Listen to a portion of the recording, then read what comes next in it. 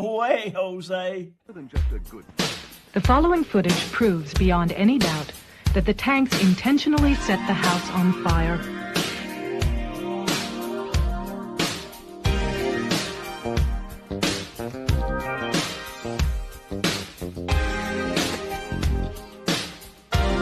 It proves that the Branch Davidians were murdered.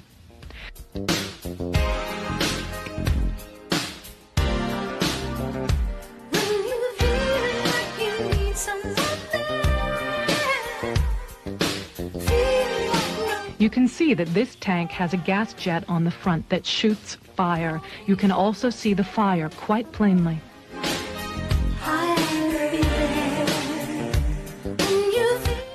The tank goes into the house twice, and each time as it backs out, the fire at the gas jets is plainly visible.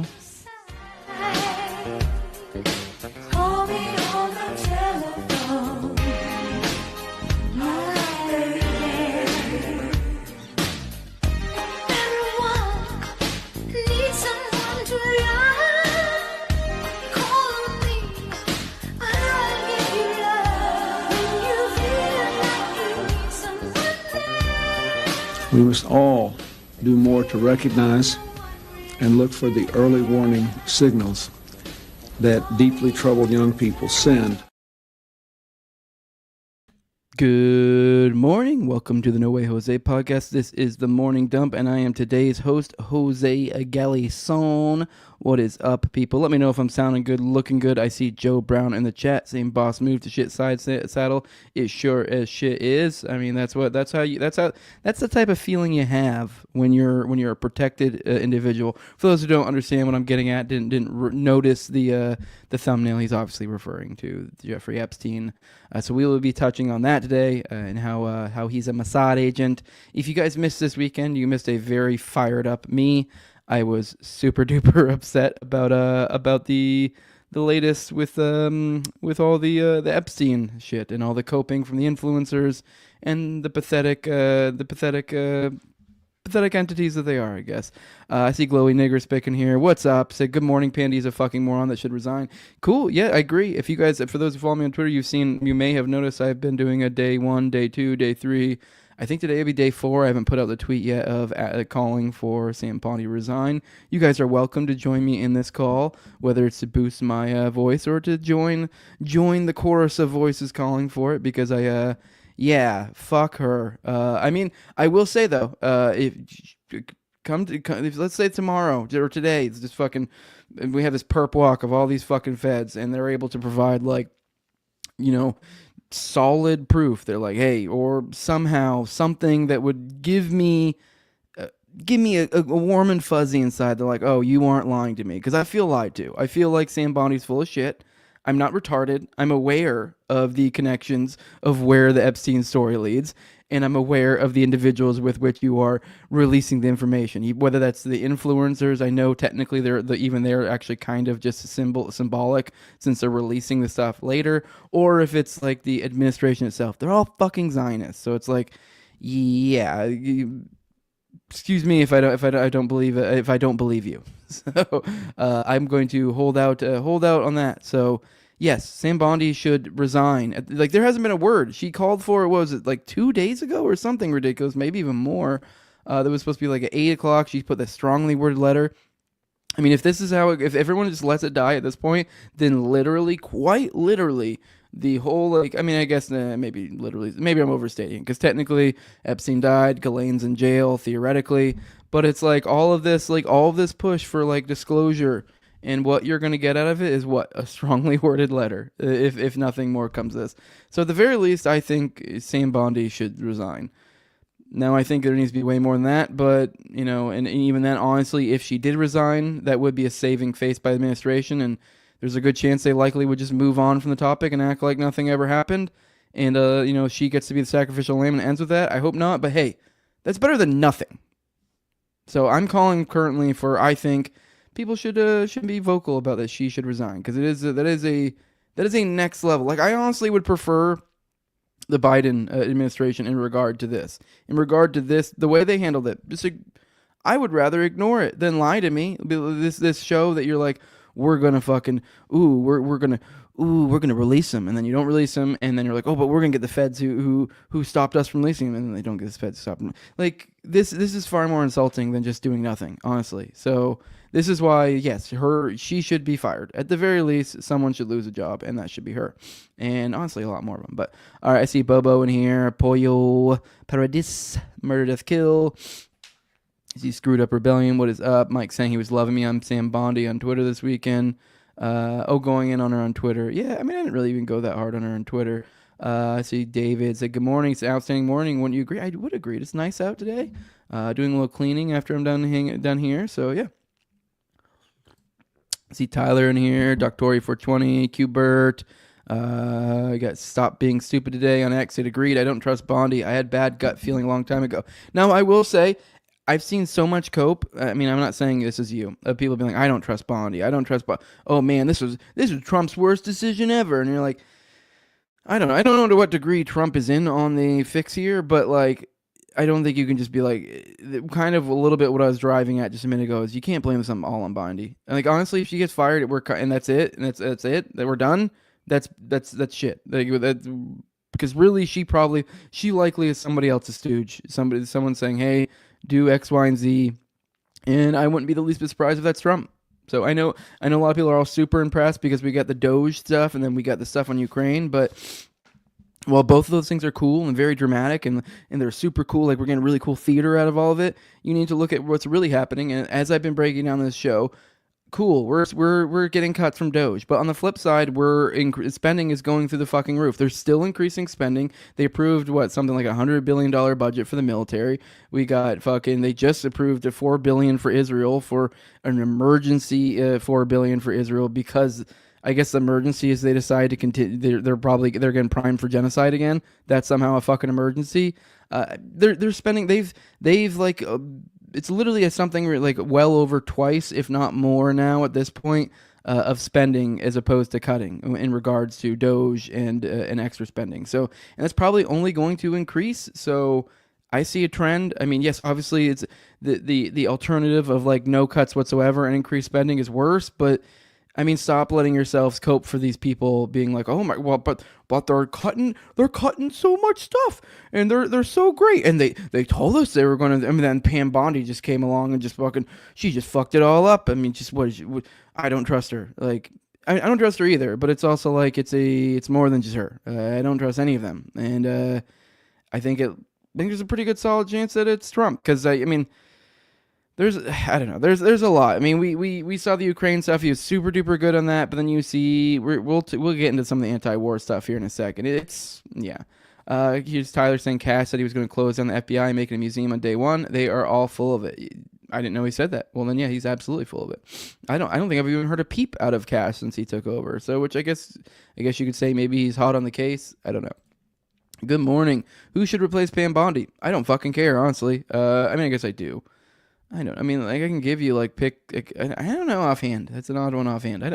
I don't know. Even even simply somebody else though is better. I think really. So, just the fact that we get to show that somebody paid for it. But I mean, I say that though, and it's like, what did we have with who was it? McCarthy, I think. Didn't we have McCarthy that was in Congress? It was Speaker, and then Gates led the charge to oust him, and it was like cool, and that was when really we were getting like a groundswell on the Ukraine stuff from the right, and so there was kind of like this like, oh my God, maybe we'll make some headway and like stopping this funding and blah blah blah, and then we got Mike Johnson, and then political assurances were made along the way, and come to find out he's just as much of a swamp monster as McCarthy is. So I don't know. Yeah, we could get something like that where it's like we get somebody as bad, if not worse, but I don't know. Just the fact that someone has to pay for it is something.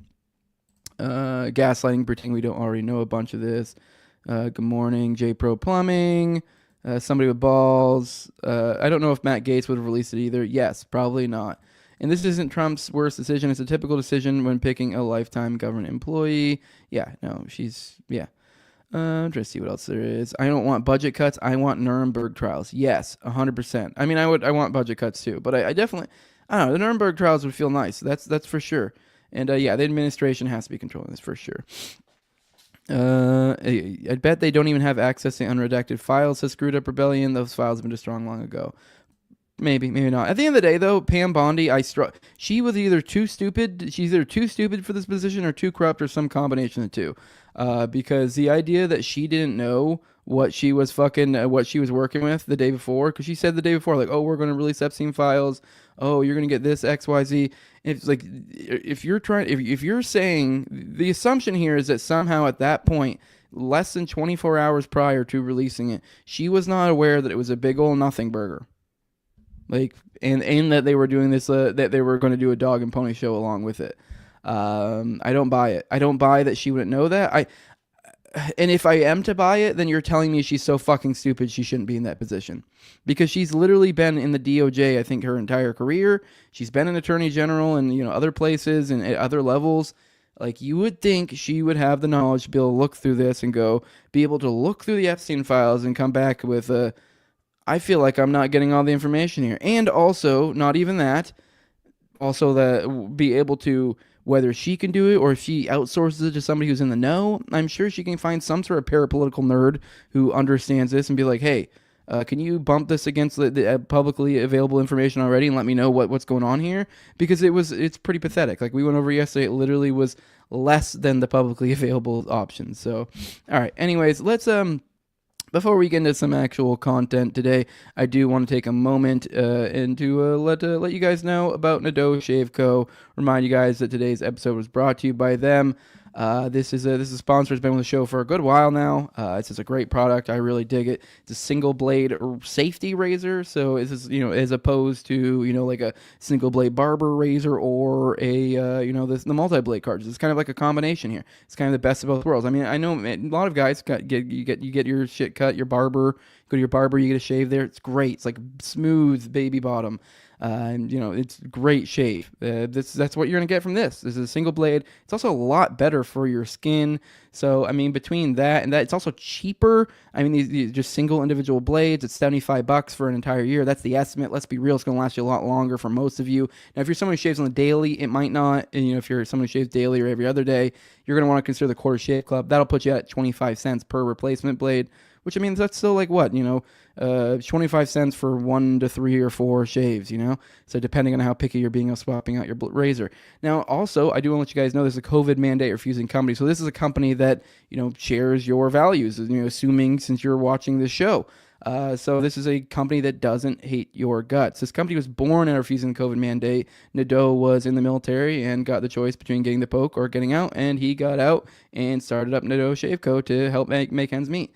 So here we are, help support this. This is a superior product in every way in regards to the standard shaving apparatuses out there. So I highly recommend it. It's cheaper, it's better for your skin.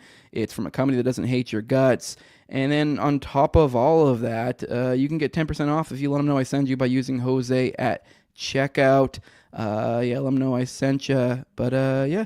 Here we go. He says, Shy, you own, says Trump has those videos. Too many politicians just fall in line. Maybe.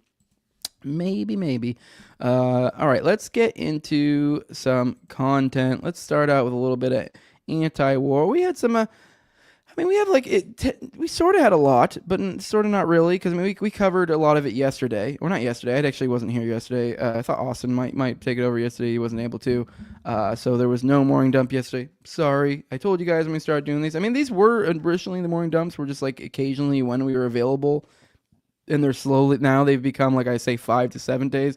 They're basically daily at this point. So you guys are pretty much for the most part, generally speaking, 10 a.m. Eastern, we're here. So, we're getting pretty good at this. Hey, numbers keep going up. You guys seem to like it, so I can't complain. Let's keep doing it. I think you guys dig it. I like hanging out with you guys. I think it keeps me much more it helps me, for example, that Dutroux. I don't know if you guys saw really recently. I went on William Ramsey's show. William Ramsey Investigates. He's on Rumble and he's on Audio Pocket. He's not on YouTube if you're one of the YouTube folks. I went to his show and did Dutroux, and I feel like I killed it. I feel like I did a good job. And part of that, I think, is from this morning dump, because you guys know I've been covering that a lot. So I think something about talking through it with you guys, providing commentary while I do it, just really keeps my shit tight, and it gives me a chance to talk to you guys. It also gives me another level of a repertoire when it comes to the ins and outs of keeping track of current events. I didn't used to be this involved, So it makes me a better commentator. So it makes me better for you guys. And I get to hang out with you guys while I do it. So I forgot what the fuck why I went on that little rant. Oh, it's because I guess that was a long way of apologizing for not giving you a seventh day last week. Hey, even God took the Sabbath to rest, all right? So every now and then we need a day. But between me and Austin, usually one of us is in here. So if not both of us. So, all right, we talked a little bit. You guys see U.S. Zelensky blew up minerals deal. If you're just popping in, you didn't watch the weekend stuff, go check that out. We talked about that already. We kind of analyzed that. It was trying to think if there's anything I didn't really cover on that end. Because, I mean, I'm sure most everyone's seen it, even if you haven't seen my coverage. There was J.D. Vance, Trump, and Zelensky kind of got into it in the Oval Office. I guess the blowing up the minerals deal, I think I may have mentioned it, but essentially they got into an argument, and like right before that argument, they were having a talk, and Trump essentially said one more question. So essentially he was looking for one more question, and then they were going to end the talk.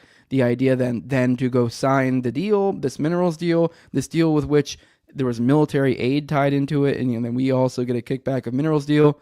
So honestly, I don't like this deal. And when this first was being mentioned, I kind of thought maybe I liked it because I thought maybe it was in some part some sort of brinksmanship in relation to a peace deal.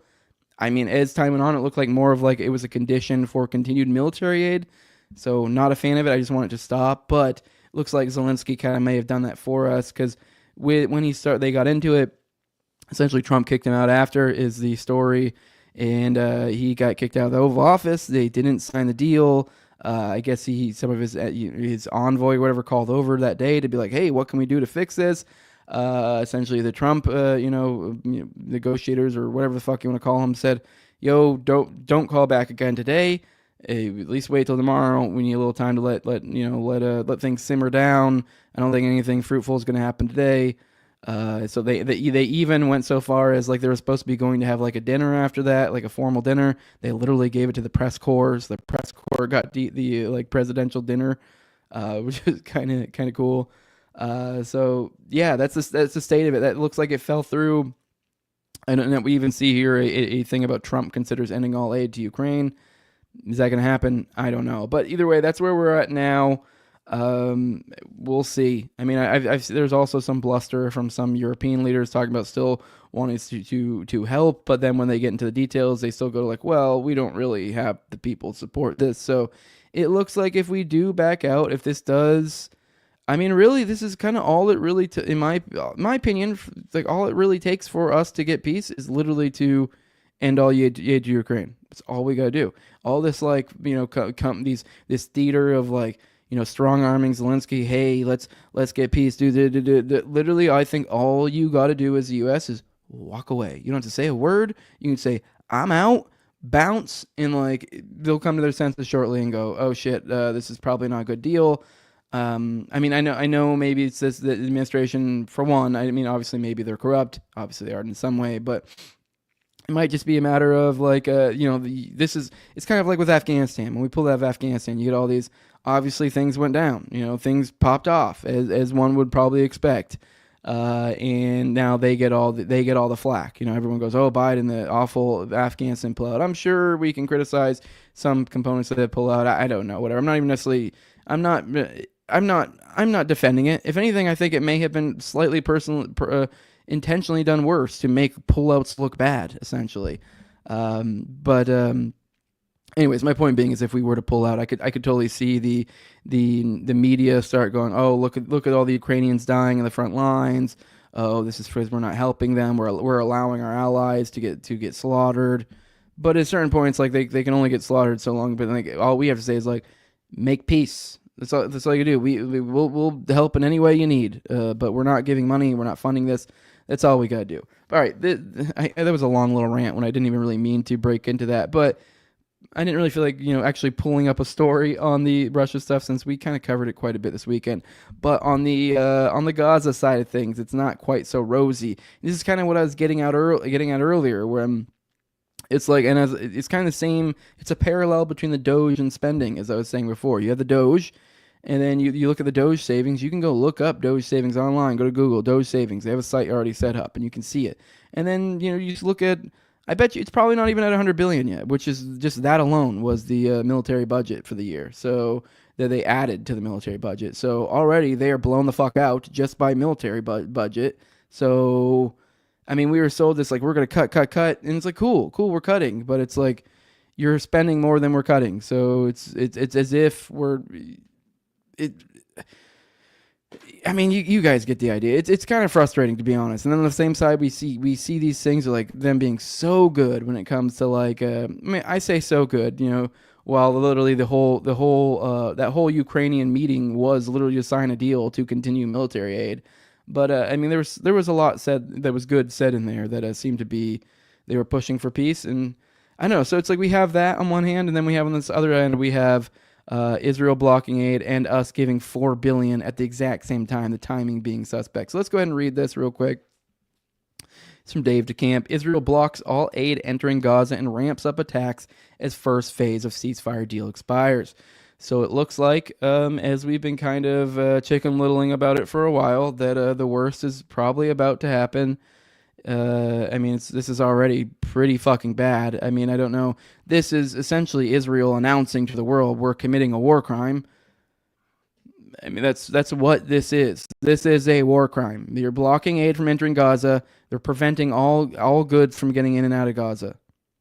They're just letting the people like just imagine if someone surrounded your house and you could no longer get food, water, medicine, anything, you will die at some point. That's what we're doing that's what Israel's doing to Gaza with our full and unadulterated support. Well, I mean, not we. I mean, the U.S. government. But, yeah.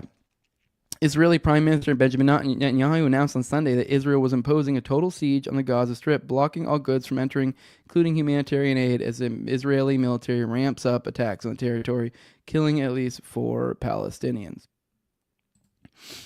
Netanyahu's announcement came a day after the first phase of the Gaza hostage and ceasefire deal expired, and no agreement has been reached on the second phase.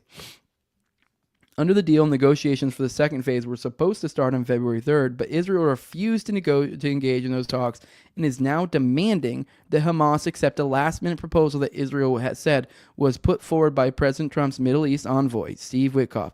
Now, I'm telling you, this story is about to get even more fucking insulting, because if you've been paying, especially if you're a regular of the Morning Dump, you guys have caught the ins and outs of the deals, you know, and then this was offered, and that was offered, this wasn't, that, this.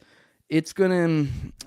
You see already, they have this entire, as we just laid out in this previous paragraph, throughout all of this, you know, after the phase one, like Israel was supposed to come to the table and negotiate for phase 2.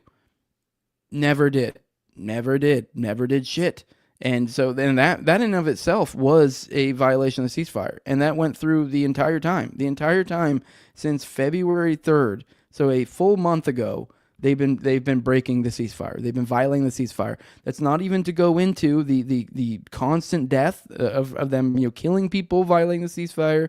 Then also the aid, you know, being, you know, prevented from going in, like the mobile homes, the construction equipment, the tents, all of which were conditions of the ceasefire, thus breaking the ceasefire. And then they hit them with a last minute proposal, which I'm assuming was probably something along the lines of, oh, we get everything and you get nothing. Which is not a good faith way to negotiate. And also the idea that, like, oh, we've been supposed to negotiate for a month, and then at the last minute you're going to throw something at us and say you can accept this or we're going forward with hostilities, doesn't seem like a good faith actor for peace. The U.S. proposal would involve another 42-day ceasefire and the immediate release of half of the Israel hostages in Gaza. The proposal doesn't include a full Israeli withdrawal or permanent ceasefire, which were conditions of Phase 2. So essentially, they're trying to extend Phase 1 again, which I would say, I mean, I wish Hamas would take it, but I 100% kind of get where people would be like, what the fuck? Because this was the conditions of the initial ceasefire was there was like the multiple phases. The first phase, they were supposed to have all this aid to come together. They had agreed upon hostage releases, and they were supposed to start negotiating for phase 2. It was supposed to be like essentially phase 2 was a done deal, supposed to be, and it was supposed to be that they withdraw in phase 2. So no, now No, this is just what this is. It's so in their favor. If you look at how this is structured, the idea is that now it's immediately no. Now you're going to give up half of your leverage immediately, and then we're just doing another 42 day ceasefire. Nothing about them leaving now. So now that whole, because that was a condition of phase 2, is from the jump, was Israel was supposed to withdraw. Not happening. Not happening at all. There's nothing even in this other proposal about a withdrawal. So essentially, once again, sliding things incredibly in their favor.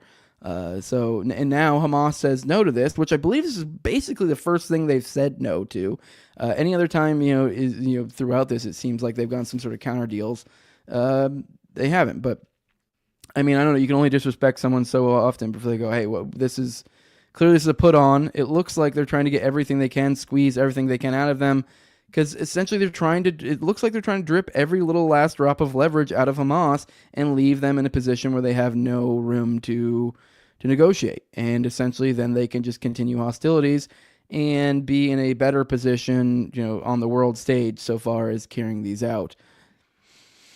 Because now you no longer have that messy our hostages are there. I don't know how they're gonna frame it though at that point. If you're there's not even a hostage, you're just killing Hamas and while killing civilians. I don't know. Maybe they'll cross that bridge when they get to it. All right. Upon the conclusion of the first stage, and in light of Hamas's rejection of the Witkoff framework, we decided at last night's discussion that as of this morning, the entry of goods and supplies into Gaza will be prevented. Israeli Prime Minister Benjamin Netanyahu said in a statement, if Hamas continues to stick to its position and does not release our hostages, there will be additional consequences, which I will not detail here, the statement added. So obviously I don't really know what more you really could do. They've kind of essentially cut off that area from anything going in and out. So I don't really know, other than hostilities itself, which looks like what they're saying. So they're going to continue not only starve these people out, but continue their bombing campaign here soon is what it looks like. In response, Hamas said Israel's move was a violation of the ceasefire deal. They are correct. The statement issued by the Office of the Terrorist Occupation Prime Minister Netanyahu regarding his approval of American proposals to extend the first phase of the agreement under arrangements that violate the ceasefire agreement in Gaza is a blatant attempt to evade the agreement and avoid entering negotiations for its second phase, Hamas said. They're 100% correct. Netanyahu's decision to halt humanitarian aid is a form of blackmail, a war crime, and a blatant violation of the agreement. Once again, 100% correct, the Hamas statement added. Later on Sunday, Hamas officials said the group wouldn't agree to an extension of the first phase of the ceasefire, or later on Sunday it said, and then called for the implementation of the second phase under the terms of the original deal. The U.S. has backed Israel's decision to cut off aid to the civilian population of Gaza, a move that came after the U.S. State Department announced it was expediting the delivery of $4 billion in military aid to Israel. White House National Security Council spokesman Brian Hughes told Axios reporter Barak Ravid that the U.S. will support Israel's decision on next steps, given Hamas has indicated it's no longer interested in a negotiated ceasefire.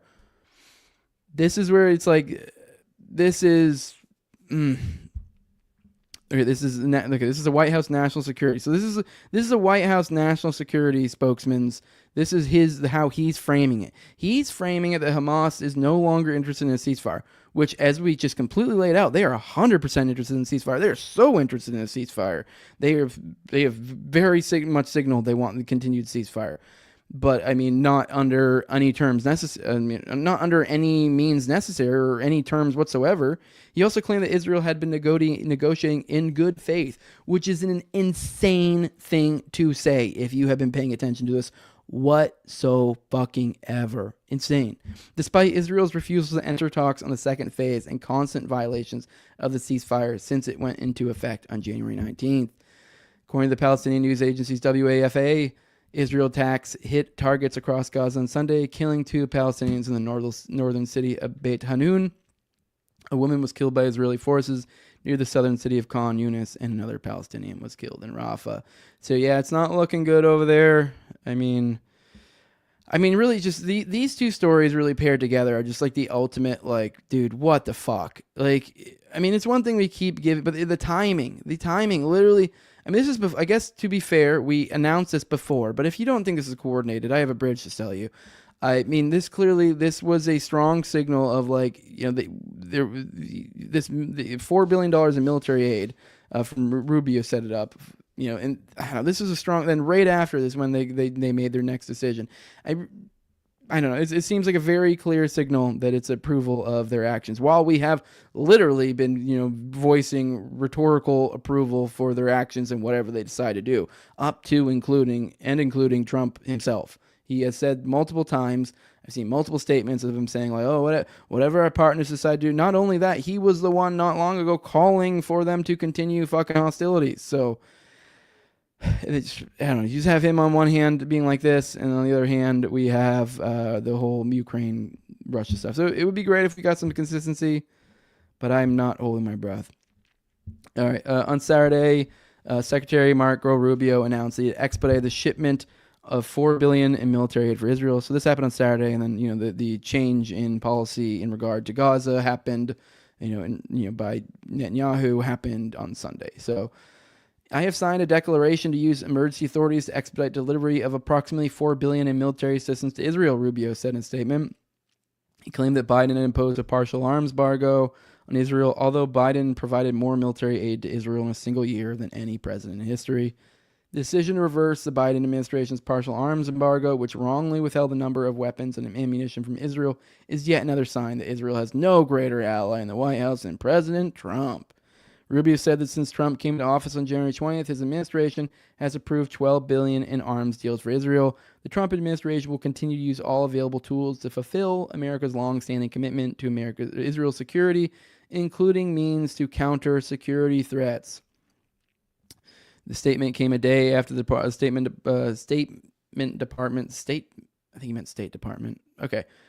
Yeah, okay. The statement came a day after the State Department approved 3 separate arms deals for Israel worth nearly $3 billion, which includes a huge number of 2,000-pound bombs, the biggest sale which will likely be funded by U.S. military aid. Keep that in mind. They always frame these as sales. They almost never are. And if they are a sale, they're a sale in the sense that they're a loan, and then they're a loan that has no interest attached to them and no set time by which they have to be paid back. You know what I mean? Something stupid like that. Biggest sale. All right. The U.S. has used. All right. Whatever. Let's. Here's the final one. Here's a statement from the Pentagon that I want to add. The Secretary of State has determined and to provide a detailed justification that an emergency exists. When approving the 3 deals on Friday, the State Department claimed it was an emergency and bypassed Congress. And here's the statement why. The Secretary of State has determined and provided detailed justification that an emergency exists that requires an immediate sale to the government of Israel of the above defense articles and defense services in the national security interests of the United States, thereby waiving the congressional review requirements under Section 36B of the Arms Export Control Act, the Pentagon said. So they bypassed Congress entirely by claiming it was emergency. Trump and Zelensky got in an argument in the White House. Give Israel $3 billion now. It's an emergency. Jeez. All right, let's check in on you guys. See what you guys have to say. Yeah, it's stressful. I'm just looking through you guys. See what you guys have to say. Looks like you guys are just chatting amongst yourselves. Somebody's talking about crypto blow up of some sort. Apparently, they're pulling troops out of 3 or 4 European countries as well. Well, that's cool. I mean, once again, I'll gladly give W's when there are W's to give, and as I have, I was talking them up big time yesterday or on Saturday about the Ukraine Russia thing, and then within that same episode, then I talked mad shit when it came to Epstein. So, I'll point out W's, I'll point out L's. I feel like I'm fair. Shit. No, boop, boop, boop. All right, let's see. UK and EU economy and banks need war with Russia to survive. I don't know. At the same time, though, there's one. I'm not gonna bring it up. One of the articles they were kind of going into about the idea that like they're talking about making some sort of like, I don't know, League of Nations or something, some group of nations, group of the willing or whatever, like a group of European nations to help out in Ukraine. Implications of, boots on the ground. What that means. I don't think it'll happen. I do think like we step away, assuming we do step away. If we do step away, I think Europe will fall away as well. But if they are stupid enough to join the fray, like really join the fray, like they're implying, things could get pretty wild. So I don't know. I mean, I guess it is like, I get what you mean in the idea that like the elites, they make so much money off war and they love it, and and sometimes you almost like borderline quote unquote at least need from the perspective of the elite, in order to distract the people or do X, Y, and Z. And maybe they are in a position they need it, but on the flip side, they're playing a dangerous game. So I don't know. We'll see. Let me see. Sorry, just scrolling out, seeing if there's anything. Gaza isn't even close to the worst thing humans have done. It's actually pretty standard conquering. Yeah, I mean, it's probably not the worst. I mean, in a modern context, it's pretty fucking god awful. But like, yeah, I guess historically speaking, comparatively, I don't know. But even then, it's pretty up there. I mean, it probably doesn't crack top 10, but it's up there. I'd say probably top 20, maybe. I don't know. I don't have a great grip on like awful. There's a lot of crazy stuff in the past, but then if you're talking like raw numbers, I mean, I think it's just a matter of that we have more of a population now too. So it's, I don't know, whatever. I'm kind of rambling now. I got a $5 sticker from Adam Town Tom Bobby. I guess you're giving money to Austin. Well, hell yeah, I need to read more history. Doug Dory says, yeah, I do. I will say, actually, history was one of the areas where I'm probably one of the, I guess I wouldn't say I'm currently one of the worst, but like in school was like my least favorite, but it was awful in high school. But I've enjoyed it a lot more as I've gone older. I've digged into it more. So that is, actually an area where it's a little bit, I'm a little not as great. Bug Fight said I had to buy that already dead Gladio / Grateful Dead shirt. Hell yeah, dude. I do want to remind you guys, let's good call. I do want to remind you guys, for those who aren't aware of it, you can get my my stuff over at toplobster.com. Just go to the brands here at the top. You can see Already Dead is in there. It's even right here over the right here. I don't know if it's just weird on my desktop, but I mean, let me see. I'm trying to, you should be able to scroll over. I don't know what's going on, but it's right there. Right there. But whatever. You can go to the brands, go to Already Dead, and then from there you can get Already Dead. We're getting a new overhaul of the branding, so expect probably a new thumbnail tomorrow, and you get Top to send over that thumbnail art. But you can see Already Dead. He made like a retro version of it too. Obviously a play off of the Grateful Dead or whatever, the little skull. Even then the insignia in the middle is the Gladio insignia, so I thought that's pretty cool. I think that fits perfectly for the show. That'll be good for a rebrand to make it a little more classy as opposed to the old school meme. Let me know if you guys would be interested in like the old school Pepe meme Already Dead. Because, I mean, maybe we could get some sort of limited release for the OG Already Dead listeners. There's our Operation Gladio one here. There's No Way Jose. The Terrence Yiki and Kenneth Trentadu shirts are back, too. I've heard a lot of people ask for those. So those are back now. You can get them there at toplobster.com at the Already Dead page. So, but yeah, let's back here. That was weird. I got a little error. Whatever. Okay. So yeah, check those out. I am fair, says LPR. Hell yeah, I am. Jays have only existed for 900 years. Humans have been human for 100,000. That is true. All right. Have you watched Netflix documentary The Kings of Tupelo? No, I have not. Oh, geez, a $20 super sticker. Jesus Christ, man. Hey, go to fucking. Jeez, it's not even me. I mean, I'm glad you're giving Austin money, but go to Rumble Rants. Give me some money, dude. He's not even hosting. He's making money right now. So, all right, whatever. Somebody tag Austin and say, hey, you better love Jose. He made you $25 today. So, but yeah, I'm glad. Hey, whatever. I'm just joking around. You keep giving my homie money. All the rising tide raises all ships or whatever the fuck. All right, let's keep moving. Let's get back into some stories. I think we're all good on the. Oh, there's one more story I wanted to quickly touch on the anti-war front. Let me bring it up for you guys real quick. I just thought this was particularly interesting. We don't really have to read it all because, I mean, literally it's just a tweet. But you see Senator Lee, Representative Massie, Musk calling for U.S. to exit NATO. You see Get Us Out of NATO from Mike Lee. Then you see Thomas Massie quote tweeting it. NATO's a Cold War relic that needs to be relegated to the talking kiosk at the Smithsonian. Then I think we have Elon probably quote tweeted or something, probably said, wow, or some shit. I know he interacted with it. Let me see if I can find it. I don't even know what Elon said. But either way, the idea that... Oh, here we go. On Sunday, Trump advisor Elon Musk wrote on X, the social media platform he owns, I always wondered why NATO continued to exist, even though its nemesis and reason to exist, the Warsaw Pact, has dissolved. The day before he responded, I agree. To a response that says time to leave NATO. So either way, we have Elon on it. So I don't know. Maybe he can tweet about it a bunch, get old Trumpy Poo's attention. Either way, cool stuff. So all right, let's get into some other stories. Let me see. What do we got? All right, here's from Doctori420. He's always here in the chat. This is where we see in the title Trantifa Summer. He says, Jose, might just be shit talk, but considering there was another CEO, bro? Jesus Christ, scared the shit out of me. Fuck, every time you do that. Jesus shit. Man.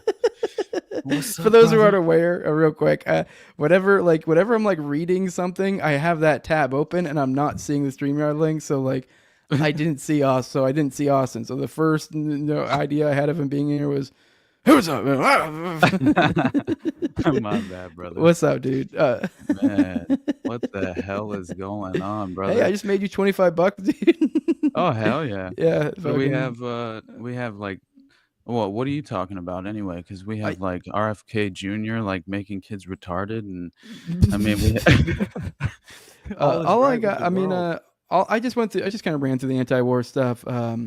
I don't know if you've caught up, know what's going on with the Gaza stuff, but recently Netanyahu said he's stopping all goods from going in and out. They're framing it as if Hamas isn't working with them for negotiation, even though they completely didn't work with them at all, and last minute threw a deal at them that was essentially you give up half your hostages as opposed to the deal we currently have. Also, we're not withdrawing and just going back to essentially the status quo ceasefire we had just before this. So. And no hopes of a withdrawal in the future. So there's no future promises of a withdrawal. So that's where we're at with that. And they're implying that, hey, if this continues, that more actions will be. So they're already committing a war crime, essentially starving out Gaza, preventing anything from going in and out. And he's making continued threats if Hamas doesn't make concessions. So that's where we're at right now. He's threatening an entire nation of human beings. And we are clapping like seals and saying, how much money do you need? So we literally also approved $3 billion in arms to Israel the day before this happened. But I really would assume those were coordinated. Because it kind of signals very strong support, So, yeah, absolutely. But I just went over all that. But now I'm just about to cover this, which I believe is some sort of, I haven't read all of it. But I guess the implication here is some sort of, Trantifa Summer with some Zizian type shit. I was going to read through it. So that's where we're at right now. I don't know if what you're coming to the table with. So, oh, dude. Then I have after this, we were going to get into Israel connections with Epstein. That was going to be the big crux of today. Yeah. Oh yeah. Well, I'm down for that. That's especially considering like the chosen influencers to kind of like dangle the limited hangout to the public, right? So that'll be a good time. By the way, man, if you honestly, do have stuff to cover, I was planning on probably trying to keep it under an hour, 15 hour, which means I'll probably end up doing an hour and a half. My point was, if you want to stick around, if you have stuff to cover, you can keep going and just end it whenever you're done. I'm all for probably won't just because I have a shitload of stuff I got to get done today, and I showed up late as hell anyway. But I basically have nothing prepared except for like.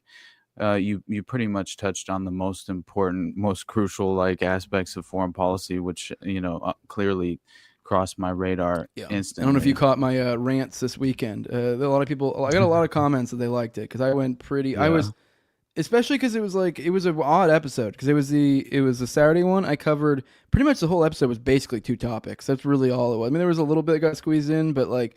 We spent like an hour and a half on just two topics, and it was the Ukraine stuff. We broke it down, so it was the Ukraine, the JD Vance, Trump, the whole argument. I mean, me and you haven't talked about that yet. It was pretty glorious. I know a lot of people think it was theater. Maybe it was. I mean, they have the chops for it, but it felt real to me. I mean, if it was theater, they did a good job. Whatever.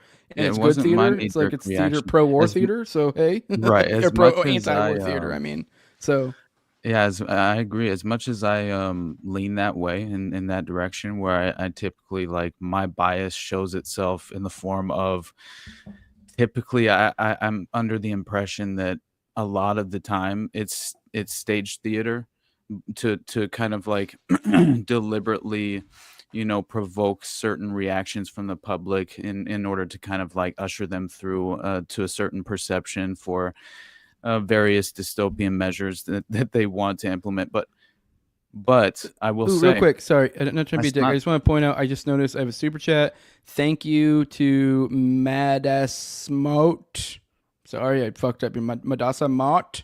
I don't know. Love from Australia, $20. Thanks, much love. So, all right, we'll go on. Yeah, but this was not. It's not my perception of kind of the interaction. Yeah, I don't know. It was interesting, and it was kind of hilarious seeing. Yeah.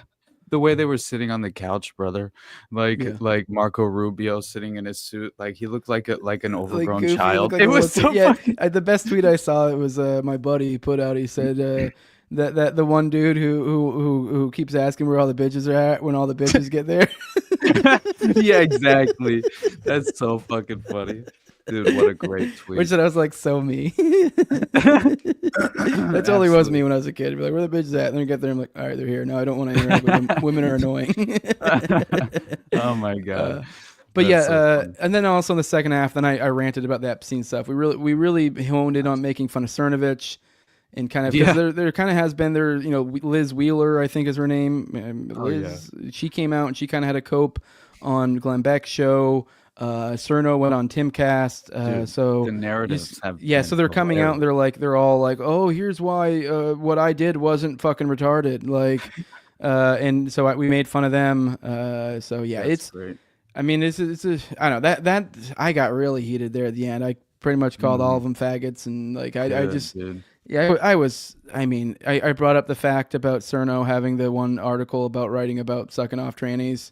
Like, I must have brought it up like 5 times because it's like, really, like, what else is there to say? But like, this guy is a dude who, like, it's one thing if you, I don't think you should probably do that. Probably not a great way to live your life. But if you want to suck off trannies, whatever. But like, I don't know, be a decent human being and don't write articles about it. That's weird. Like, that's very weird. That's like another level weird. Like. It's one thing to do weird acts, but it's another thing to be like, let me write a detailed article about it. Yeah. Which he did. He did. Oh, yeah. All right, whatever. We'll Austin shows up to collect his money, says Tyler. That's great. Yeah. We'll have to, whenever we drift into that area and start talking Epstein, I'll have to pull up just for a second the court documents of Cernovich, as far as like when Ghislaine and I think it was Virginia Giuffre. Wasn't his whole claim to fame in regards to Epstein? Because this is one that frustrates everyone. Always brings up with him is that they're like, this is a guy. They always go, he's like the best guy for Epstein stuff. He knows all.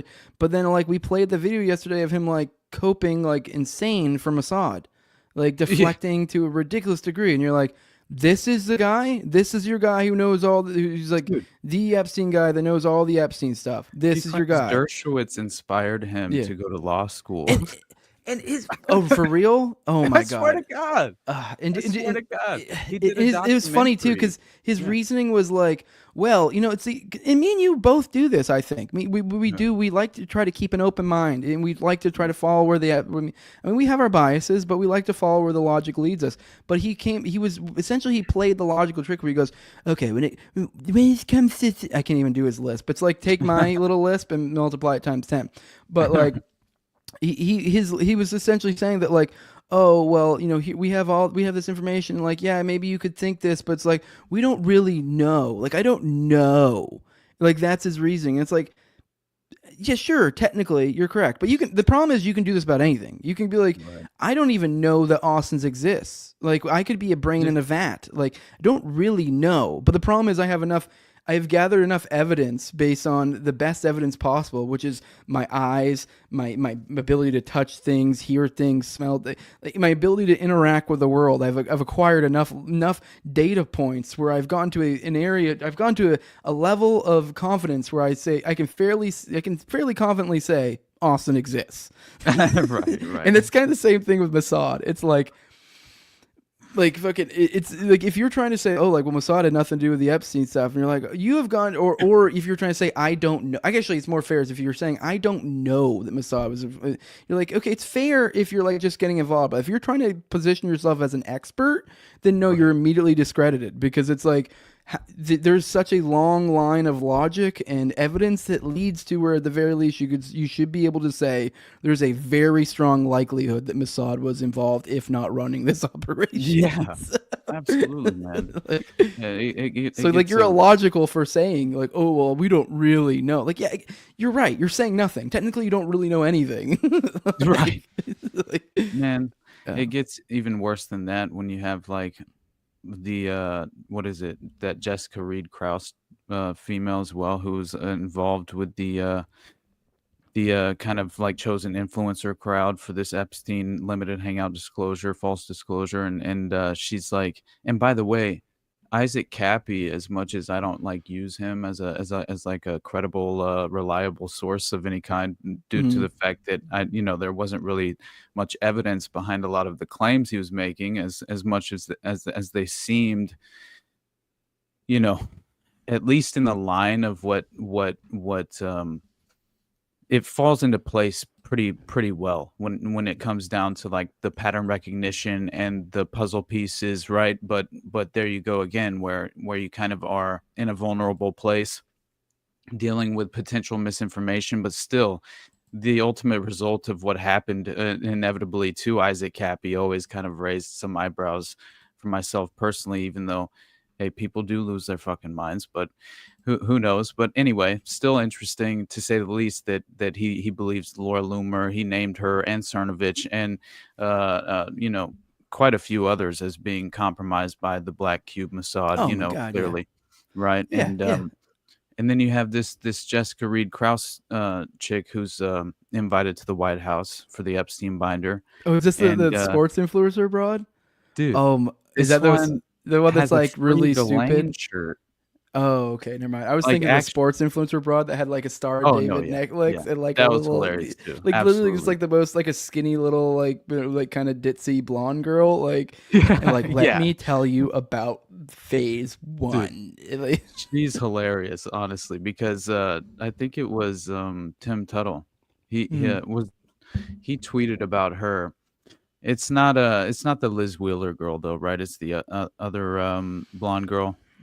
Or I can't. The only blonde one I remember from that is the Liz Wheeler. Yeah. And then there was a sports influencer one, which I don't know her name. I never had heard of her at all. I guess she's supposedly like some big sports influencer, but she's also done a ton with Israel, like a ton. So it's like, I mean, that figures. Real quick, Catching 45 here says, a little late. Did we talk about Gene Hackman and his wife being found in their whatever? Oh, yeah. And then Morgan. I have a few things saved, but I didn't have enough that I felt like, it was good to cover it. So I mean, if you guys see good little threads or articles or anything like that, tag me, because I'm accumulating resources to kind of like break it down maybe one of these mornings with you guys. So kind of go into that. There is some weirdness. Emily Austin is the blonde girl. Okay. Here, I'll show. Yeah. Hold on. Yeah. I'll share it real quick because it's hilarious. And plus, it was Tim Tuttle who tweeted and responded.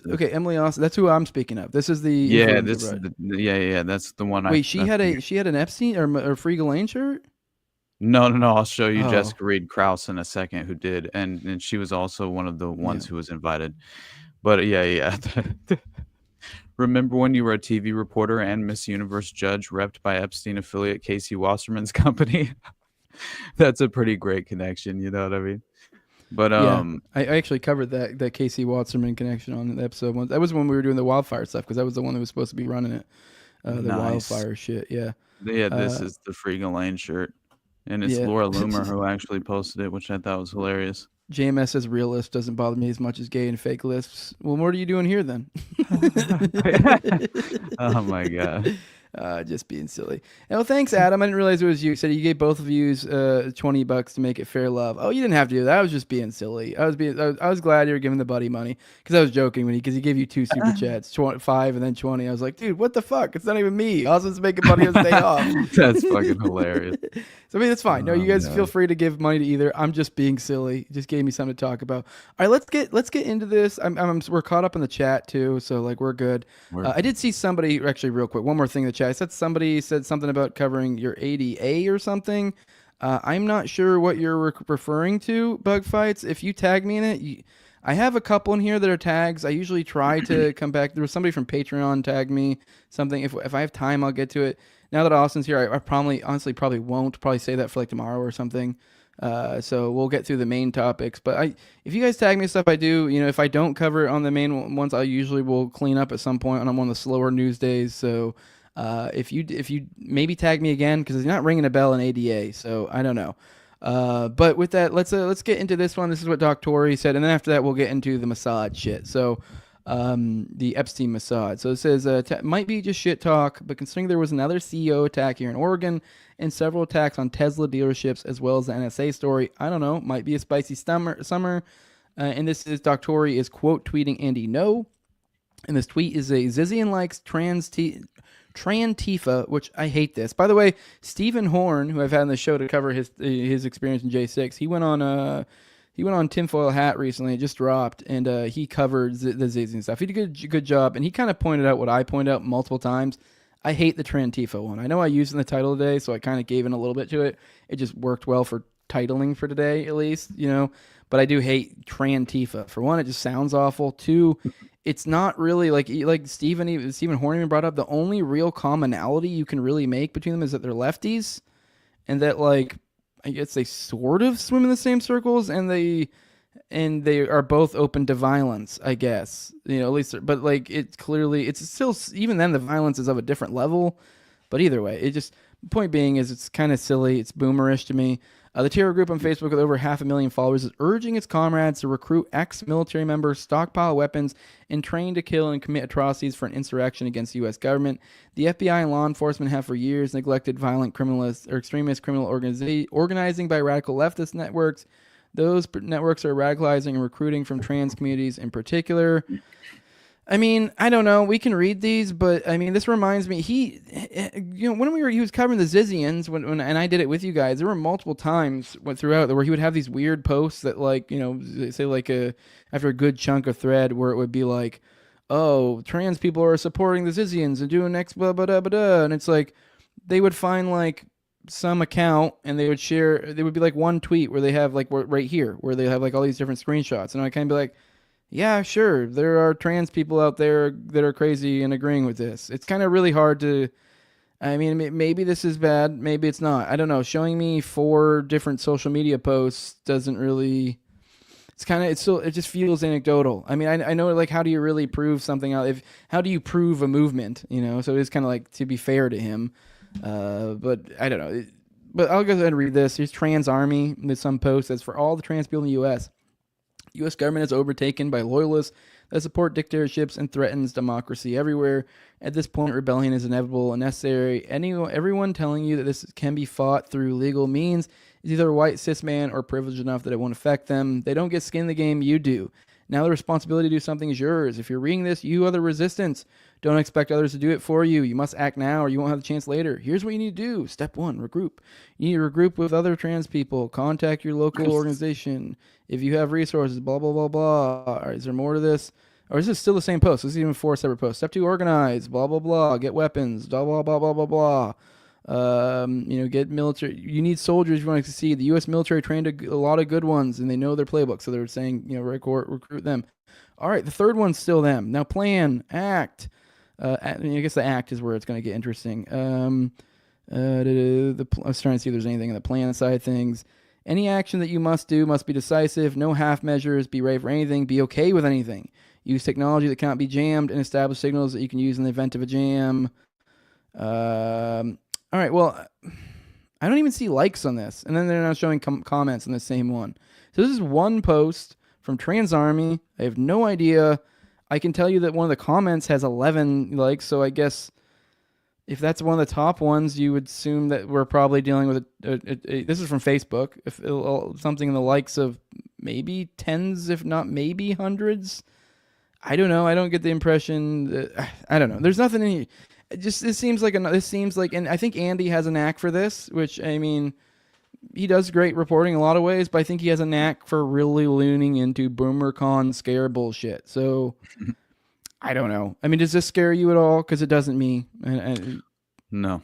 Yeah, Not and I just even during the year of domestic terrorism, yeah, right? Which I do still believe that with all of these, with the Sean Ryans and the Sarah Adams of the world, right?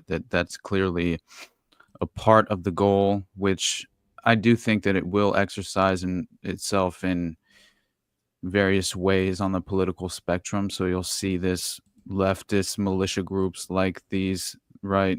I don't know how legitimately organic these groups are. I haven't looked much into the Zizians, man. Like, honestly, like that's one that I've kind of stayed away from. At a certain point, I will. Oh, dude, it's a mind suck. You'll get lost in it because it gets tied into the rationalist community. Like, you get lost in the philosophy side of things. It's just a mind fuck, and it really is just like a weird philosophy created by hyper autists that like are overthinking everything, and it's like it's very bizarre.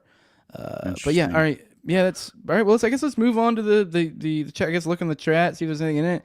This feels very anecdotal to me. I mean, on the subject of likes, here's one: Trans Day of Vengeance, stop trans genocide, Trans Day of Vengeance. So I guess slightly implying violence. Here's over 500 likes, so that gives you more of an idea of like the popularity of this page, I guess. And it's still just the one page, so even then, it's still the one.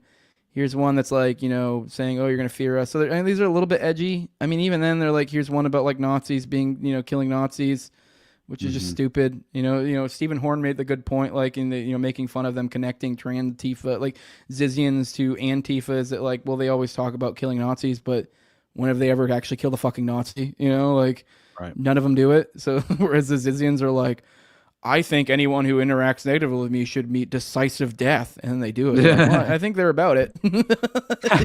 Whereas Antifa is like not. a fusion of postmodernism and Marxism or something, like with like and like the rationalist community, socially engineered. It's like it's a weird Silicon Valley mentality that's going around. It's Luigi Mangione was like kind of clicked into it. That's what that like Hawaiian thing was some sort of rationalist offshoot or something. Retreat.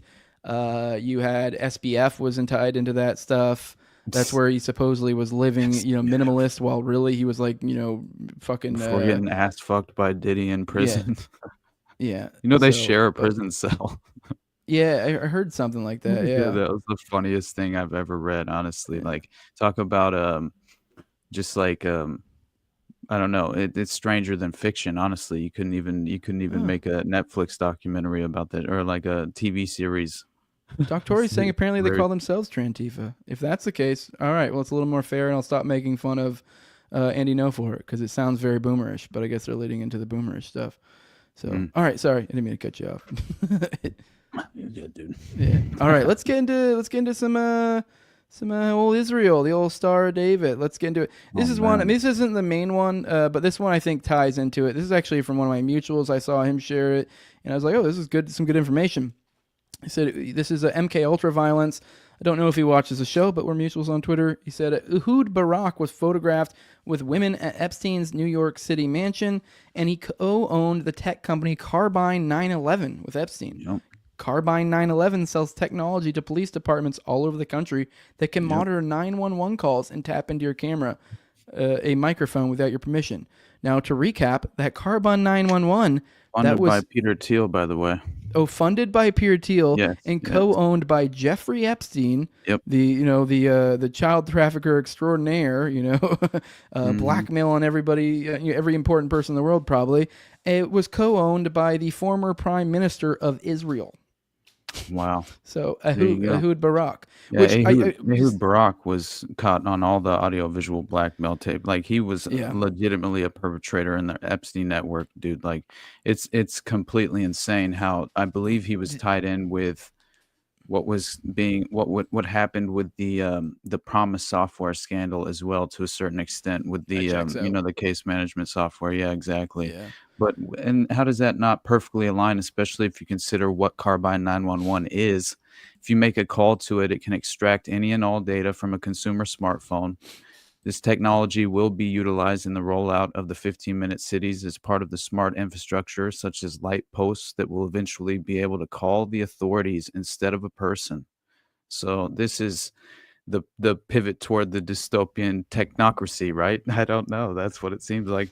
Yeah. Dystopian biometrics and biosecurity and public health, and as far as those measures are concerned. And then we meet these measures as far as the sort of Minority Report criminal justice system that's being kind of restructured before our very own eyes, with the algorithmic, artificially intelligent overlords that we're supposed to, submit to at every turn because their superiority as far as their intellect.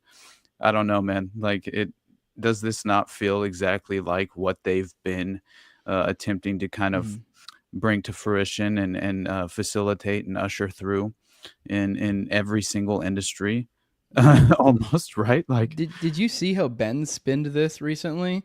I don't know where this came up, but he like quote tweeted somebody or something, and it was like, I don't know if it was this specific story or what. It might have been this one right here, the one where like him walking in to being seen at the mansion. Then he Mike Benz, who we've teased on the show about maybe being a Fed, and how his granddad was worked for James Jesus Angleton, and this guy weirdly never seems to really call out Mossad all too much, but. And also, I guess apparently I didn't realize this because I didn't even follow him enough. When I had Clint on a while ago, because he was telling me, because he's interacted with him a little bit more, he was like, obviously he was like, I don't know if he's a Fed or not, but like he's pretty good about like pointing out the the problems with all these these tech Fed shit. But then on he pointed out that he's actually really bad when it comes to prescriptions on it, because he's actually still in favor of things like using soft power with like USAID and shit like that. So like he just wants different people doing it and for different reasons. So it's literally just, it's kind of that like left right thing. It literally is just like when he points out these issues, he's saying like, yeah, but the left is like doing this wrong. And these are all the issues, but it's like, whereas obviously me and you see that and like see these like he's good at identifying the problems, but then he prescribes a bad fix. It's like, oh, but now if the right just took it over, it'd be much better. Yeah. But he saw there was some post like that he said, he quote tweeted and he pointed out like how he said something along the lines of how close Ehud Barak was with Barack Obama's administration, and he goes, I wonder what Barak is hiding or something. He literally somehow made the jump from Ehud Barak to Barack Obama, and kind of make the points of like, look, I wonder what Barack Obama was doing. Look at those silly Democrats over there, like that kind of like, you're like, you just.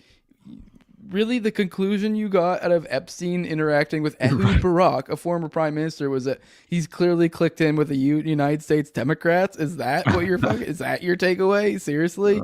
I don't know. That was such an astounding. Like, are you fucking kidding me? All right, whatever, dude. You're not really being those accusations, but all right. But former Israeli prime minister was a business partner with Epstein after he was convicted. That's the key thing. After he was convicted of sex trafficking. So the former prime minister of Israel went into business with Jeffrey Epstein after he was already a convicted sex trafficker. So, yeah. All right, let's spotted on his island, leaving and going. You know what I mean? Like, as far as arriving and leaving as well. So he had been considerably working with Epstein for quite some time, and no, the charge had made no difference whatsoever, especially with his inner circle, and same with Dershowitz, right? They didn't distance themselves whatsoever. It's the same thing that happened with what was the Dennis Hastert, right? The longest tenured Speaker of the House, right? As he gets popped, and the Podesta brothers are just chilling with him like nothing happened. It's kind of extraordinary, but no one seems to fear any sort of like consequences from just even, being publicly an acquaintance, and knowingly, right? And they attempt to justify it as well, which is very strange. But well, when we get those files out, we'll finally be able to make some sort of moves, because it's really that's keeping us from doing anything. It's not like we already have like a huge chunk of like the typical investigative information you would need to really start an investigation. We're nowhere near starting prosecution, so we're just completely hamstrung until the Southern District of New York, FBI's office, finally. I mean, we sent the strongly worded letter. We haven't heard back. So I mean, I think eventually, if it wasn't for those meddling FBI agents that hated Trump, then we could just have all the facts and evidence out, right, to the public as far as transparency. The most transparent government presidential administration in history, right? Like, it's the funniest fucking which line of every all single time. one of those influencers was saying, which is like, these people, if you take them seriously after that, honestly, it's on you at this point. Like, 100%. like, dude, like, I get it. A lot of these guys are like, because I mean, if you're someone who doesn't pay attention enough, like, I think something about like a Pasobic or somebody other, or Cernovich, like if you're not somebody who pays attention a ton, you can see them and think, oh, they're good shit. They know their stuff. They're solid person to listen to. But it really is like when you're like terminally online or terminally in this stuff, like me and you, where you're like, oh, I see where your bullshit's at. But this is a good example of it right here. This we're about to kind of go through the laundry list of Jewish connection, or not Jewish, or just Israeli connections to Epstein. So the idea that like, oh, I don't know if Mossad is tied into this. Well, here we go. Let's make that look like a silly thing to say for anyone of any repute that's trying to say they have a strong grip on this case. Because it's like, if you have anything more than like a cursory glance in this, I'm going to look at you sideways if you're saying you don't see Mossad. But here we go. Jeffrey Epstein is from Keith Woods, who's usually pretty good about this sort of stuff. Jeffrey Epstein was an agent of Israel. The evidence, which obviously we just laid out a little bit in that one tweet, but we're going to go into it more. Former Israeli intelligence officer Ari Ben Menash alleges Epstein ran a honeypot for Mossad after being recruited by Ghislaine Maxwell. Maria Farmer, the first victim to report Epstein to the FBI, said everyone involved in the operation was a Jewish supremacist who racially abused her as a non-Jew. Mm-hmm. She claimed the operation was led by the Mega Group, which a whole book has basically been written about that. It all ties back to the Meyer-Lansky criminal syndicate, and that it's fascinating. It's the Jewish mob, like honestly, from back. It's which of course has direct connections to the JFK assassination as well. So it's like, I don't know, man. When you start to realize like, the sort of like the fraternal organizations involved, because it's far more like exclusive groups like the Mega Group, right, being represented than as far as like in the I would say like they're far more represented behind the scenes as the puppet masters, really providing the the clandestine machinations behind the scenes, the public-private partnerships, NGO complex. And that's really kind of how, in my mind, you see the power brokers function. That's the playbook, right? That's where it shows itself and reveals itself. But most people are hung up and entirely focused on the political theater, the window dressing of it all. Like if you witness just the reaction, the public reaction to fucking Zelensky and Trump and JD Vance in the Oval Office, that reaction alone, man, my God, it's like driving families apart, honestly. Like it truly is. It's kind of, it's absurd witnessing like the fallout and the aftermath and the consequences of the election, just as far as witnessing, the winds of power shifting in DC and right, the opposing ideology taking control. And then they're leveraging, this, at least their any political victories they're leveraging against their political opponents, right? Ideological opponents. And so I'm just realizing now, like I'm witnessing it firsthand. I'm seeing like people completely, cut off their relationships with their family members. Like, I mean, this is kind of like there's a line being drawn right now in the culture war. And it's a little startling, honestly. It's like, at this point, realizing how ideologically captured so many people seem to be. It's 100%. Like it's ratcheted up so much more since, the aftermath of COVID clearly kind of like was a precedent setting, in my mind. It was kind of a precedent setting moment in regard to infiltrating the family dynamic to such an extent. It had already been happening through the culture war, but that was like clearly a far more authoritarian degree as far as where it inevitably ended up as a result of those policies. But But here we are, and I'm just witnessing the fallout after the election, and again, you know, it's a sad thing to witness people who can't seem to understand that this illusion of power because of the ideology you associate with.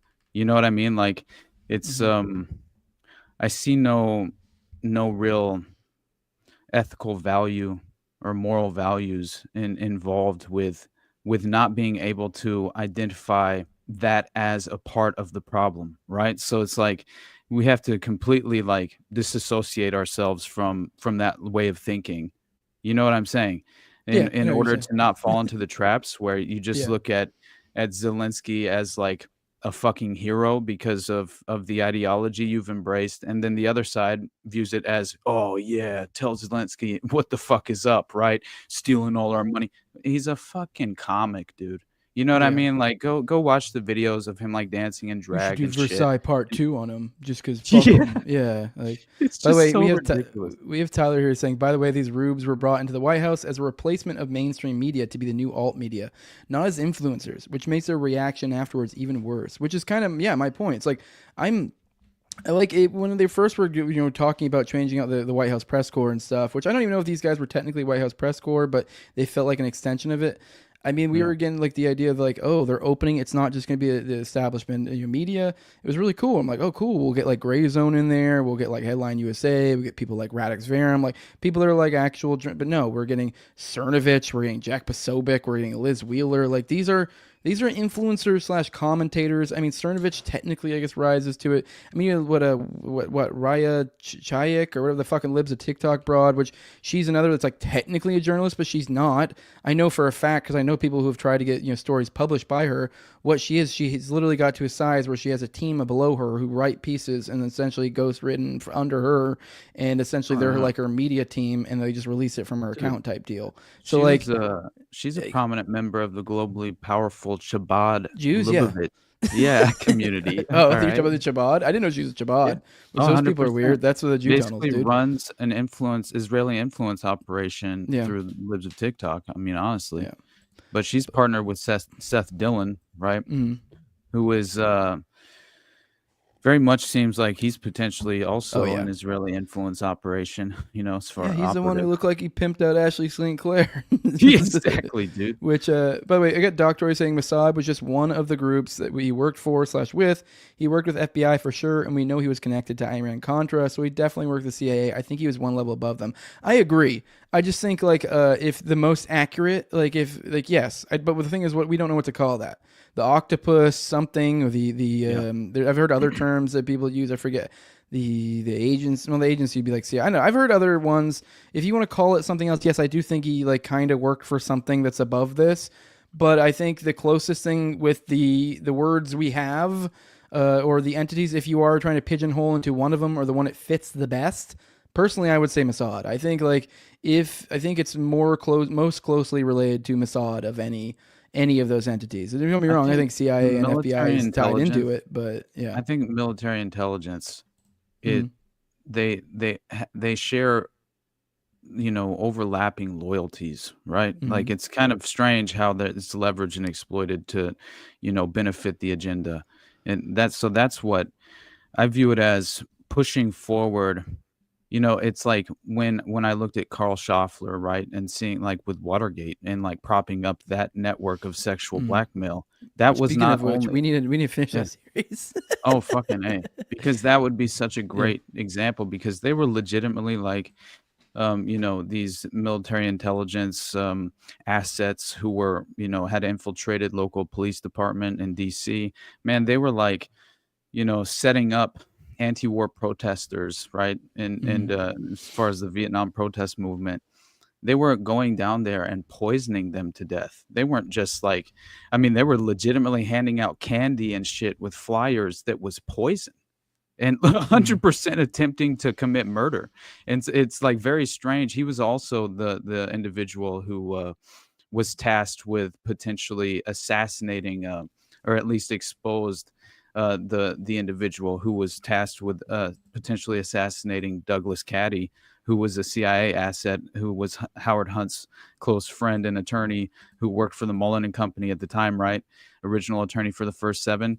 And Carl Schaffler claims that there was his informant was tasked with assassinating Douglas Caddy because Doug Caddy was a homosexual, so he would seduce him into having homosexual sex, and then and when they were having sexual relations, he would insert a poison capsule into his anus.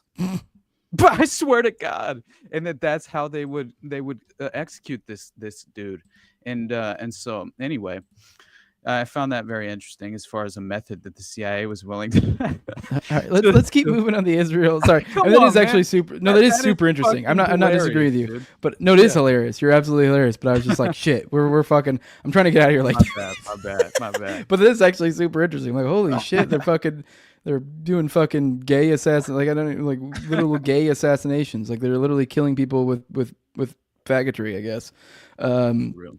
They're literally killing people with gay. Killing people with gay. Oh my God. All right, we got Mega Group is an organization of exclusively Jewish billionaires set up to fund Jewish and pro-Israel causes. And I know you weren't here yesterday, Austin, but we covered an excerpt from a book that I guess one of Epstein's bodyguards made, or had, and he went into how at one point he brought up some story about him going with Jeffrey to some big hedge fund that he didn't know the name of or whatever, and going literally marching up to the fucking like the top floor, not talking to the receptionist, nothing, just marching up, going to the president and basically being like, Israel needs its money. And like that was, and then the guy was like, I just sent it this morning. And then he walked out. Like, so like that sounds like some mob shit. So and like anyone who knows, we kind of went into the idea, and like even right here, Mega Group, organization of exclusively Jewish billionaires. Mm-hmm. We've talked before about the Jewish mob. What did I just describe Epstein doing? Now, if you add in a component of blackmail, can you not see how this is forming now? You have these super rich people with blackmail, and you have bagmen that come and go, yo, fucking Israel needs its money.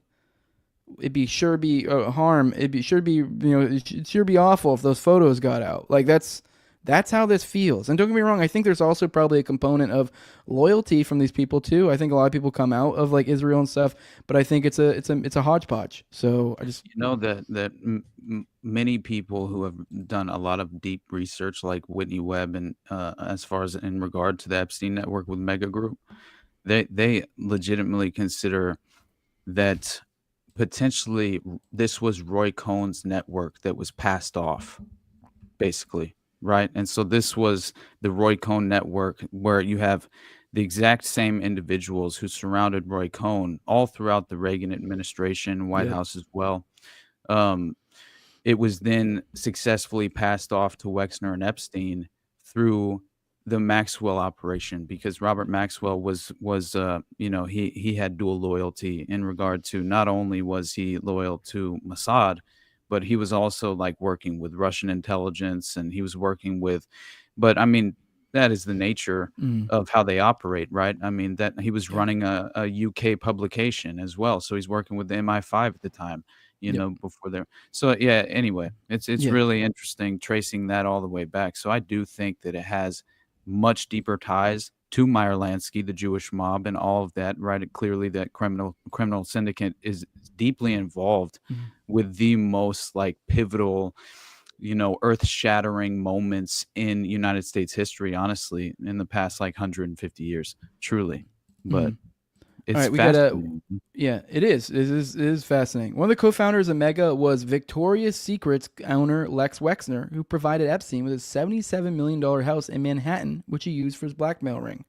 New York Times article from the 90s reported on the apartment when Wexner owned it, describing it as reminiscent of James Bond movies. Wexner was the only client of Epstein's mysterious hedge fund and the apparent source of his wealth. So that was literally his only client, because a lot of people you think he went from Bear Stearns to having his own hedge fund, and his own hedge fund was literally just Wexner. That's it. Epstein was hired to work for Bear Stearns in 1970 by Alan Greenberg, another member of Mega Group, Prior to this, Epstein was just a school teacher who worked for fucking what was it? Barr's dad? I forget his first name, right? Yeah, so like 100% Bill Barr. Yeah, Bill Barr's dad. He was working for he was a school teacher for that area. So like what for like a private school for elites essentially of some sort. Yeah. Mega group member Ronald Lauder is president of the World Jewish Congress and has been a big donor to Netanyahu's Likud party. Epstein associate Ghislaine Maxwell is the daughter of Robert Maxwell, a top Mossad spy.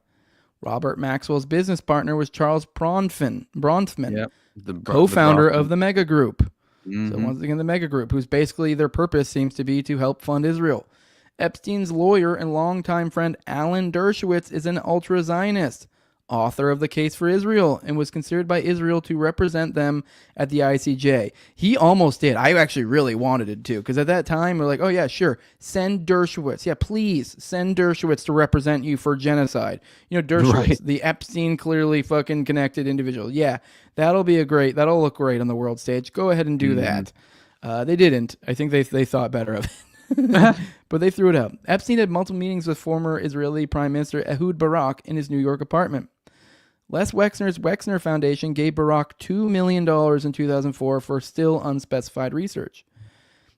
Barak says he was first introduced to Epstein by former Israeli Prime Minister Shimon Peres. So now we have another prime minister connected to Epstein who gave a eulogy at Robert Maxwell's funeral. Oh, yeah. Epstein and Barak were business partners in a tech company, which we just laid out. The company's executive team were all former members of Israeli intelligence.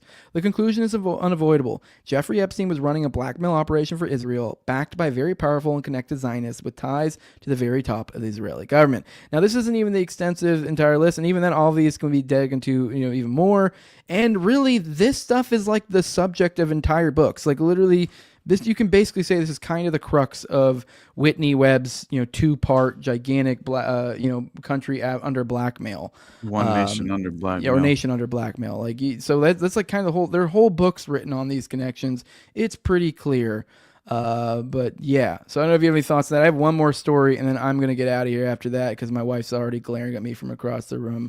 What the fuck are you doing? So I have one story on tunnels that someone shared to us, so I wanted to look into that. But I guess let's pop the chat, look around a little bit first. If you have any thoughts, obviously, now would be a good time. Yeah, no, I just, the Mega Group, it just has notorious connections back to the Meyer Lansky, criminal syndicate, of course, as I continue to mention. And I think that is very important when it goes to explaining kind of the role of this private organization, which it really is like, it's not only a criminal syndicate, but it's a private intelligence organization that functions as, it really functions as some sort of, man, it's certainly what people view as the deep state. That this is what I view as the deep state, right? Are these organizations of powerful influence that pull the strings and provide the compromised political puppets, right, for the current system, and all that does is placate, the public as far as our perception is concerned. So, I don't know. By virtue, it's like the role of this mega group and the members involved, right, behind. Leveraging, the power of this organization, which again has overlapping connections to not only the Mossad, but we're talking CIA. We're talking. This is the deep state, right? This is how they kind of created the structure as it is currently in place today through the United Nations network, which I believe is also deeply tied in with, like, as far as the Rockefeller Rothschild connections to kind of like facilitating this structured system as it is in place with the economic hitman leveraged against the international, world order, as they like to say, right? But in reality, man, it's a way to compromise any sort of, Yeah. Oh, you just he just said that he had One Nation on Black in his library. I'm just bringing them up. I have nothing. We don't have to read them all. I just sometimes bring them up if they have good little info. But you got one more. Sorry, I didn't mean to cut you off. I distracted you. You did a Jose there. I brought up a chat and you went, what the fuck's going on? Yeah, been there, done. Been there, done that. Let's bring up. This is the final story of the day. This is from one of you guys, and this is slightly soliciting more information because I feel like there might be more once we dig into this. From Ryan Burr, he said, I really think you and Austin need to look into the Cemex tunnels found underneath an abandoned plant in, I believe, Arkansas. Apparently some ex-Special Forces guys found some disturbing stuff. I asked him if any links. He sent me this. For one, here's the first one, which I think this is a photo of the tunnels. You see Cemex Hollywood concrete plant. This isn't the only thing. We're about to watch a little, like a 5-minute video. We'll probably obviously give commentary along the way. I don't know. Maybe we'll see if we stick around and watch the whole thing. But between those two things, I figured I'd bring them up. I have this as well. Here you go. He says, this is Red Pill Drifter, Cemex Cement Company, and child trafficking routes. In 2018, a child trafficking camp with underground tunnels was discovered. Making sure I was poking over, making sure I actually brought it up. Was discovered in a Cemex cement factory in Arizona. Why is the Cemex cement factory important? Cemex is the most commonly used cement by people in the art industry for sculpting, such as a giant elephant created the Serpentine, where artists had several tons of Cemex cement shipped into the gallery. Just compare Cemex delivery routes with known trafficking routes. Cemex is also a donor for the Clintons. That's odd for a cement company. Cemex received a $7 million contract from the Clinton Global Initiative nearly 2.5 years after the quake to build houses in Haiti. There you go. Oh, shit. This is kind of dark if you think about what you could do with cement. Oh, shit. You know what I mean? Like disposing of bodies. And during Clinton's tenure as Secretary of State in 2012, Bronfman, we just spoke of that name a little bit ago, / Rothschild's LP, also owns stake in Cemex. Claire Bronfman is the operations director of the Clinton-connected NXIVM sex cult, and Sarah Bronfman is a Clinton Global Initiative member. I didn't realize the Bronfmans were in that weird cult. I believe Roger Stone was, too. I heard something about that. He's a fucking weirdo. Man, that guy. Yeah, the dude's fucking... He looks like evil incarnate. It's so weird all these right-wing people click up with him. I mean, I get it. Like, it's one thing to, have a relationship with someone because you're like, you have shit, but I don't know. People get weirdly friendly with him. I don't know. I think it's something he does, probably. I think he gets super friendly with people once they... I'm sure he's charming. Yeah. I'm sure he is. Yeah. Why is there a patent for blood binding agent within cement? US 4203634. All right, let's watch this. It's a 5 minutes long. Let's see if we get anything out of this. I guess they covered this on something before. We're going to have to make sure we provide some commentary because it literally is showing to show sample size portions. I think that technically means we're not supposed to be doing this, but whatever. In today's Crime Trackers report, is it an abandoned homeless camp or is it something more sinister? It was found by veterans on patrol in the area of Valencia 919. News 4 Tucson's Lupita Murillo is live at the site now with the latest. So this is the camp that the veterans found about a mile from I-19 in Valencia. And the one thing that's interesting about this, you come over to this area and it's got these covers on top. It looks like cushionings and everything. It makes doesn't look too obvious. People would probably pass it by. I'm about 6'3". The one thing about it, you have to duck to get down here and in this area. And it's when these vets came and found that area right there. That's when they thought something was suspicious. Please, myself, I don't know what that means. I'm assuming that's someone who put this out. I don't know. All right, come on. So that didn't mean anything for me, honestly. Okay, well, this is some other language. Var 6 Tagen macht an Gorup van Marantavarten. All right. It's like German. Just judging by the words, it looks like it's saying something about Marines and ex-Navy SEALs, something Tucson, Arizona. If any of you guys speak German, let me know. I'm assuming they're saying 6 Marines and U.S. Navy SEALs found this or something, is what I would assume. Wir sticker couldn't handle. What the fuck, dude? Come on. Oh my god. All right, here we go. This is a prison cell. Only kids are being held down here. And I can tell you exactly how. He's gonna tell us how. I mean, right now, for audio people, all we've seen so far is like in, I don't know, some sort of really crappy made shelter. That's about it. I remember this whole thing they built over to conceal this. And there's a plastic tube chamber in here where the kids are going in and out. We'll shine my light. So you're saying there's a plastic tube chamber. So somehow we know because of this plastic tube, kids are going in and out.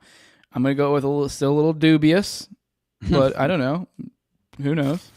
Maybe we'll give some more. It's a piece of wood, and it looks like that the wood gets slid down there, and the kids are crawling up. If you look down in there when they let them out. Yeah. But there's different toys. Honestly, that looks big enough for an adult to crawl through, doesn't it? To you? Oh yeah. Yeah. Sure. Like so, this totally could be a homeless thing. You said to crawl through something. Mm-hmm. I don't know. This just seems so far. But I mean, don't be wrong. Some of the connections I found interesting. But all right, let's keep going. It's down there, little food bags. But homeless people also do exist. Yeah. Stick it in pretty. And then that board's used to slide them up. Yeah. The only way, because they're not going to reach down in there and grab them. So I guess they're having them slide up. But this is all the way down there. A child's not going to be able to get out of here, small child. Mm. And you're not going to hear them scream. Yeah. They're closed. You're not going to see them from the sky. Our drone didn't pick this up. It just picked up a dirty tar. All right. Are there any is there any evidence of children being there, or I'm not seeing it. I mean, this seems pretty damn dubious. We still got another 2.5 minutes. So, I mean, so far they're saying, oh, we know this because there's a tunnel that is kind of small.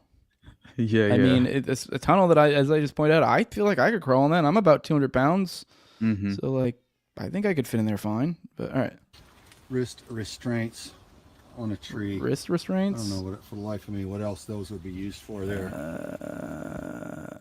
I don't really know. I mean, yeah, that is a little weird.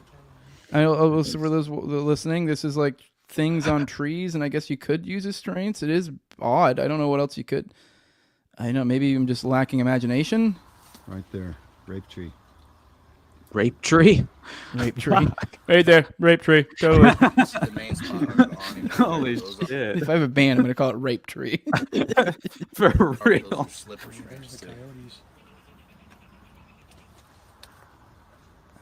I mean, okay, there's a rope tied there, so I guess... Where were those... I mean, this is bizarre. I'll give you the ropes around the trees. Weird. Clearly restraining something, not necessarily a human.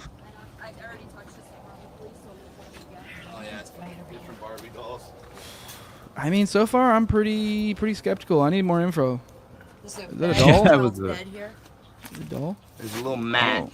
Yeah. Just when they let them out. When you see okay, now we're getting somewhere. This is a little more suspect now. We see kids stuff. Yeah, there we go. Okay. All right. Ground tunnels is pretty sick. There's different cribs and different chairs and car seats scattered around. All right. Yeah, you got my attention now. All right, before that it was dubious. Now we're going, okay, what the fuck? Area. Different there's cribs stuffed with shit, yeah. Although, I'll give you this. If you were a homeless person, one of those, it's not even a crib. That's one of those, like, I forget what they're called. They're kind of when they get, like, toddler age or, like, you know, it's kind of like something you put, a pen almost. Yeah. So it would actually work great as storage. So to justify that, if you were a homeless person and I saw one of those, I would probably be like, oh, that would be great to stuff shit in, because it is great for that purpose, because it is kind of a gigantic basket if you think about it. Right. But I don't know. They said they saw other kids stuff too, so that would be a little bit more suspect. But all right, let's keep going. Children. We come over here. So we're down here. We're off of the I-19 frontage road, Valencia I-19 exit. We're at an old cement plant. This is abandoned property. We're underground in the bunker that was built. And there's this isn't a bunker. Okay, that makes it even weirder. Okay. Where are they at? They're in L.A.? I think it's at Tucson, Arizona is what it said. Oh, that's what I was wondering. But he says Valencia, but there are plenty of Valencias, so who fucking knows? All right, let's keep moving. Prison cell right over there behind you where the children were being held down in there.